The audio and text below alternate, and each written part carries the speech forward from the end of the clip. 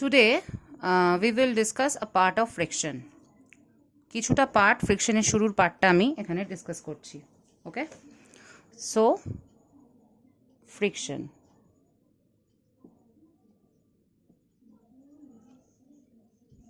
The question is, what is friction? You all know that friction is an opposing force. Friction কি না, এটা হচ্ছে একটা opposing force. কাকে অপোজ করছে? which acts against the motion of any object, এটাও তোমরা জানো। তার মানে friction is an opposing force which comes into play when one body moves or tries to move over the surface of another body, তাই তো? তার মানে opposing force acts against the motion, বলতে পারি।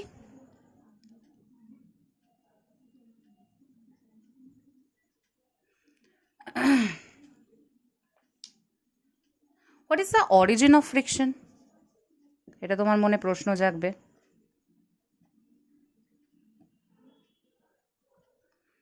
There are two theories.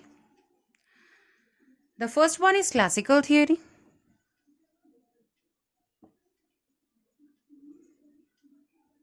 And the other is modern theory. Okay? দেখা যাচ্ছে কি? Modern theory. এই দুটো থিওরির তফাৎটা কি? কনসেপ্টে তফাৎ।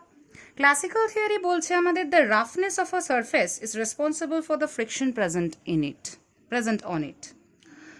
মানে কি বলো তো, মানে একটা সারফেসের ওপর দিয়ে আরেকটা অবজেক্ট মুভ করছে সাপোজ, তুমি তো খালি চোখে মনে হবে যে দুটো সারফেসই তোমার অলমোস্ট প্লেন, মানে রাফনেস নেই। কিন্তু তুমি যদি এটাকে কোনো একটা হাই রিজলভিং পাওয়ার মাইক্রোস্কোপ দিয়ে দেখো, তাহলে তুমি প্রচুর রাফনেস, আনইভেননেস, ইরেগুলারিটিস এসব পাবে। ঠিক আছে, তাহলে একটা সারফেস আরেকটা সারফেস, এদের মধ্যে যে রাফনেস, হ্যাঁ, মানে যে সারফেসটা আমাদের কাছে স্মুথ অ্যাপিয়ার করে খালি চোখে, সেটা অ্যাকচুয়ালি অনেক ইরেগুলারিটিস আছে। তার জন্য বলছে that is the cause of, মানে দুটো মানে কন্ট্যাক্ট সারফেসের মধ্যে যে রাফনেস আছে, that is the cause of friction. এটা বলছে ক্লাসিক্যাল থিওরি, যদিও এর অনেক ড্রব্যাকসও আছে। আর মডার্ন থিওরি যেটা, সেটা বলা হচ্ছে the cause of friction between the two surfaces due to the strong atomic or molecular forces. তোমরা অ্যাডেজিভ ফোর্স জানো, তোমরা কোয়েশন অ্যাডিশন কথাগুলো শুনেছো। যখন দুটো সারফেস খুব ক্লোজ টু ইচ আদার হয়ে যায়, তখন কিন্তু একটা স্ট্রং অ্যাডেজিভ ফোর্স তাদের মধ্যে, ডিফারেন্ট টাইপ অফ মলিকিউলস যেহেতু কাজ করে। ঠিক আছে, তাহলে আমরা একটু ছোট করে মানে কারণটা লিখে রাখি। এটা হচ্ছে মেনলি এই কনসিডার করছে হচ্ছে তোমার the roughness of a surface is responsible for friction. ঠিক আছে,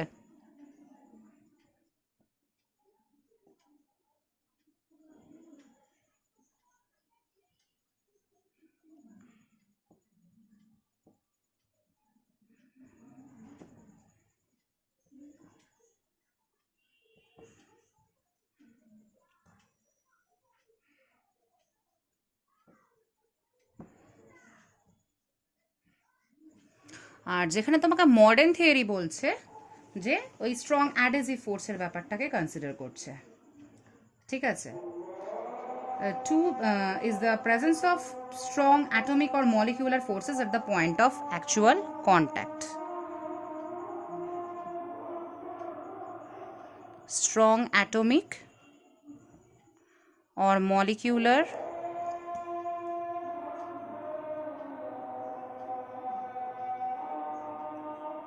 forces at the point of actual contact, মানে যেটাকে আমরা অ্যাডেজিভ ফোর্স বলছি।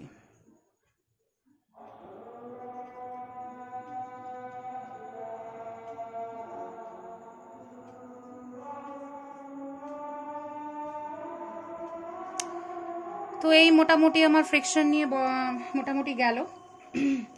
এবার আমরা জানি যে ফ্রিকশন মোটামুটি স্ট্যাটিক ফ্রিকশন, কাইনেটিক ফ্রিকশন, এই দুটোকে আমরা জানি। স্লাইডিং ফ্রিকশনও আছে যদিও, তো সেগুলো নিয়ে আমরা একটু কথা বলবো।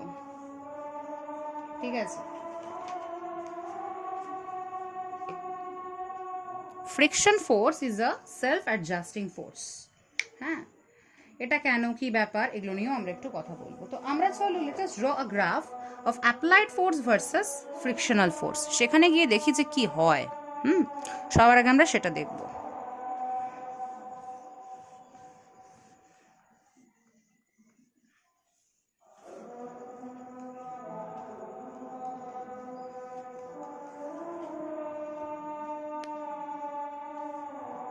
Along x-axis I am plotting applied force.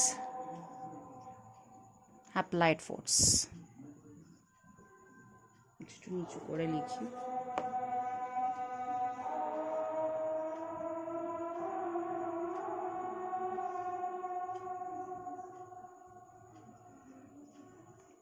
And along, এটাকে আমরা ক্যাপিটাল এফ দিচ্ছি, আর ওয়াই অ্যাক্সিস আমি প্লট করব ফ্রিকশনাল ফোর্সকে, ঠিক আছে, ফ্রিকশন বলে লিখছি, স্মল এফ দিয়ে ডিনোট করছি। দেখো, initially no force is applied, ধরে নাও কোনো ফোর্স অ্যাপ্লাই করা হয়নি, তারপরে ধরো একটা আলমারিকে তুমি মুভ করাতে চাইছো, তারপর তুমি ফোর্স অ্যাপ্লাই করবে। Higher be the applied force, more be the friction, higher be the force, more, মানে ডাইরেক্টলি প্রপোর্শনাল। এই কার্ভটা হচ্ছে তোমার একটা স্ট্রেট লাইন, ঠিক আছে, মোটামুটি 45 হয় স্লোপ, 45 ডিগ্রি। এখানে F is equal two F S. একটা টাইমের পর যখন এই পয়েন্টটা ক্রস হচ্ছে পয়েন্টে, এই পয়েন্টটাকে আমরা বলবো, মানে এই পয়েন্টে যখন ফ্রিকশনের ভ্যালু চলে আসে তখন আমরা তাকে বলি লিমিটিং ফ্রিকশনাল ফোর্স, ঠিক আছে। এই লিমিটিং ফ্রিকশনটা যখন ক্রস করে যাচ্ছে তখন আমরা পাবো, একটু ভ্যালুটা দেখো ডাউন হচ্ছে, ডাউন হয়ে একটা এরকম ভ্যালু আসছে। এখানে আমরা, তার মানে অবজেক্টটা চলতে শুরু করেছে এবার। হ্যাঁ, এটা হচ্ছে kinetic frictional force, F K, K for kinetic.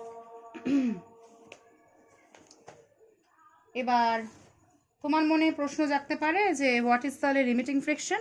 না দেখো, the maximum value of static friction, object যখন রেস্টে ছিল তখন ওর ওপর স্ট্যাটিক ফ্রিকশন কাজ করেছে। এবার maximum value of static friction which comes into play when a body just begins to slide, মানে এবার জাস্ট মুভ করতে শুরু করবে আপ টু সেই মুহূর্ত অবধি, ঠিক আছে। সেই ম্যাক্সিমাম ভ্যালু অফ স্ট্যাটিক ফ্রিকশনটাকে আমরা বলছি লিমিটিং ফ্রিকশন। তার মানে পয়েন্ট এ তোমাকে ইন্ডিকেট করছে লিমিটিং ফ্রিকশন। এ থেকে নেমে বি, দেখো এফ কে, এফ কে ভ্যালুটা কমে গেল এফ এস এর থেকে, এফ কে স্মলার দ্যান এফ এস, এটা তুমি এখান থেকে ক্লিয়ারলি বুঝতে পারছো। আরেকটা ব্যাপার তোমাকে আমি বলি, এই যে তুমি রিজিয়নটা পাচ্ছ, এখানে একটা স্ট্রেট লাইন, এই রিজিয়নটার নাম দিয়ে দাও স্ট্যাটিক রিজিয়ন।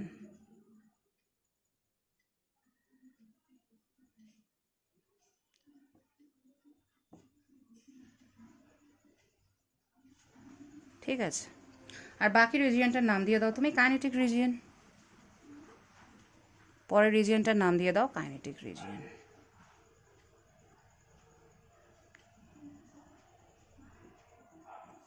বোঝা গেল? বেশ, নেক্সট যেটা আসছে ল অফ ফ্রিকশন, স্ট্যাটিকও হতে পারে কাইনেটিকও হতে পারে, দুটোর ক্ষেত্রেই আমরা ল অফ ফ্রিকশনটা চলো একটু দেখে নিই কি হয়।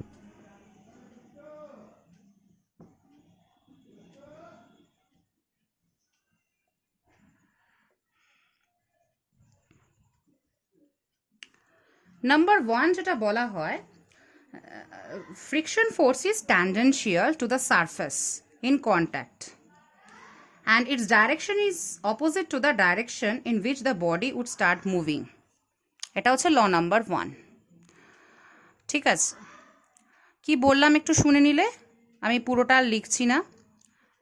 বললাম যে ফ্রিকশন ইজ ট্যানজেন্সিয়াল, মানে ফ্রিকশন ইজ ট্যানজেন্সিয়াল। শুনে তুমি একটু তোমার খাতায় নোট ডাউন করে নাও, ফ্রিকশন ইজ ট্যানজেন্সিয়াল, এই কথাটা আমি বললাম, to the surface in contact. কেমন?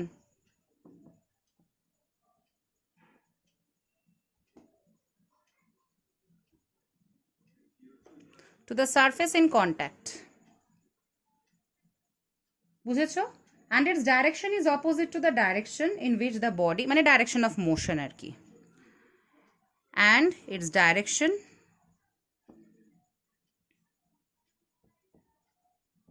is opposite to the direction in which the body would start moving.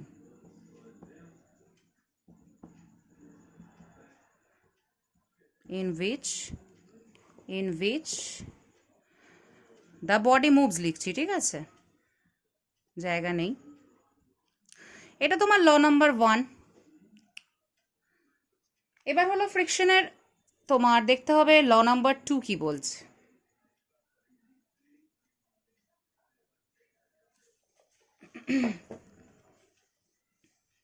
Graph বোঝা গেছে সবার?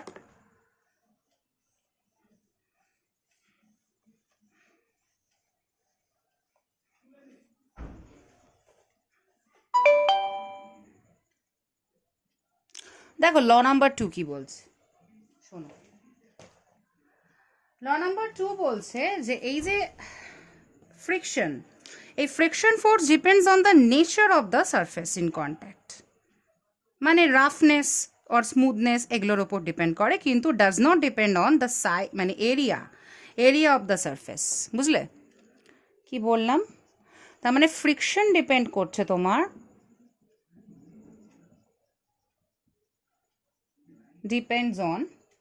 friction depends on the nature of the surface in contact.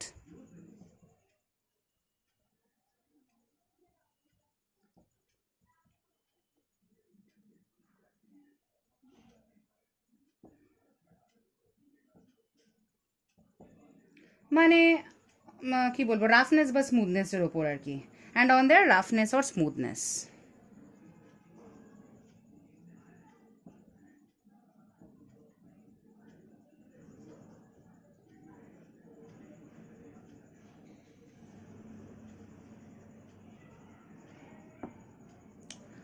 It does not depend on the area of the surfaces. Just লিখছি does not depend on